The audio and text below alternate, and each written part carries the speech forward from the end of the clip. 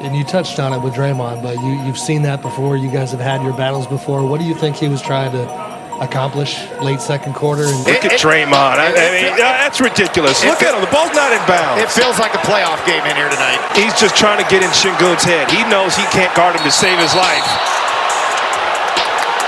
And, did you like how everybody kind of stood firm with that? Yeah, but that's what he does, and I appreciate it. I don't mind it at all. Well, now tune in to the Dark Times channel.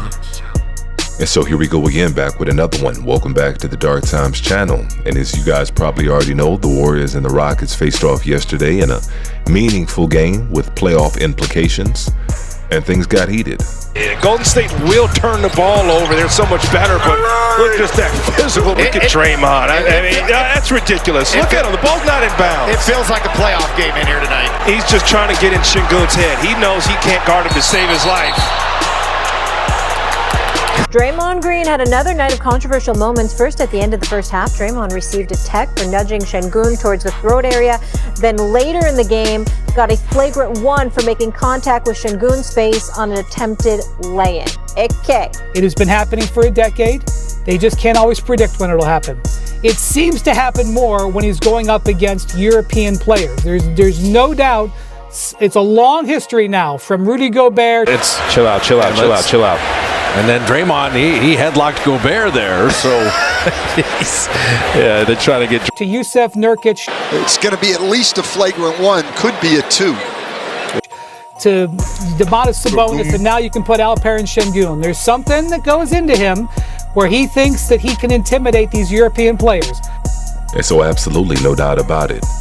When it comes to sports and basketball in particular, there's always a game within a game. Before, what do you think he was trying to accomplish late second quarter? And did you like how everybody kind of stood firm with that? Yeah, but that's what he does, and I appreciate it. I don't mind it at all. And so I understand how he impacts his team, trying to get them going in his own way, and has made a hell of a career out of doing what he does, being the heart of that team, and bringing the fight when he doesn't see it out there. So possession, and the reach-in foul is going to be called on Amen Thompson on Draymond Green in the backcourt. And this place there's so much energy in this building right now.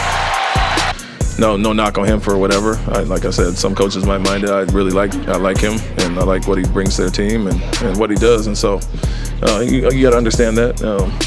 Players that do certain things, and our guys stayed locked in, stayed focused, and didn't get baited into it. So credit to both him and them. Now, I don't think Draymond Green is going out there trying to hurt anybody. I don't think he's intentionally trying to hurt anyone, but his job is to make sure that the opposing team, and in particular the best player on the opposing team, is uncomfortable. And that's exactly what he did last night versus Alperen Şengün.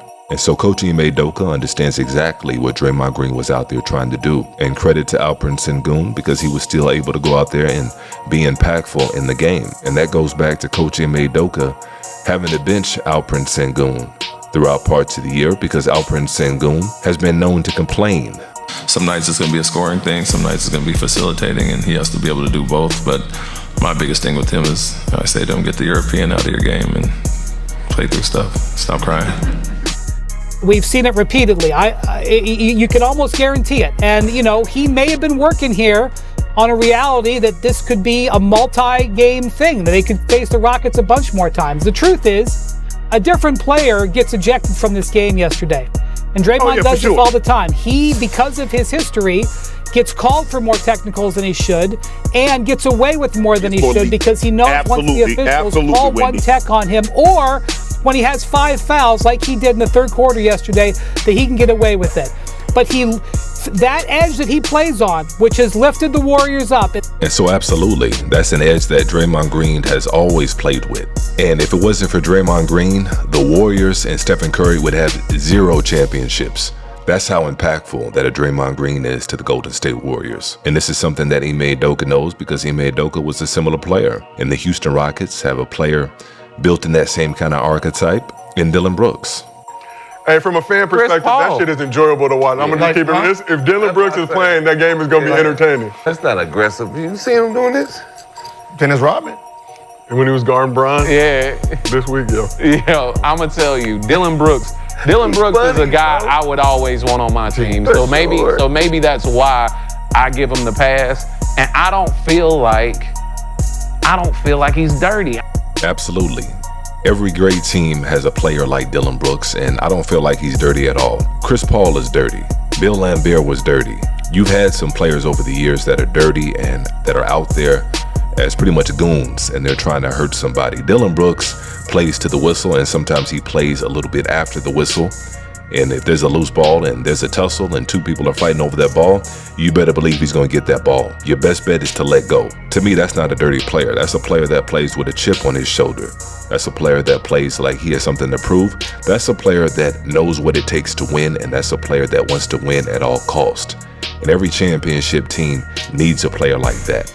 Gotta have it. And so like they said, if he's on your team, you love him. But if he's not, he's probably the worst player in the league, and you probably don't want him in the league. That's just how it is. And that's how people feel about Draymond Green, and that's how people feel about Dylan Brooks. And I'm sure if you're a Warriors fan, you love Draymond Green. And if you're a Rockets fan, you love Dylan Brooks. And those are the players that every team needs. And so no, I don't think they're dirty. I think those are the kind of players that every coach wants. And those are the kind of players that every championship caliber team, and not just championship caliber team, but if you think about it, some of the great dynasties always had a player like this.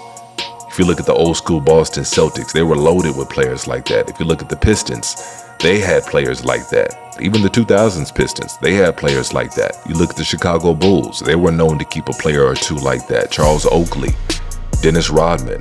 You need players like that. And it's unfortunate. Sometimes things get a little bit out of hand and the referees have to hone it in. But at the end of the day, nobody got hurt. Nobody got tossed out of the game. And if anything, I thought it was just good playoff basketball. You can tell the referees were letting them play, and they were trying to give them a taste on what it's going to be like in a few weeks. And I think it's good for the game. But that's all I had on this one. You guys definitely go ahead and chime in below. Let me know how y'all feel about it.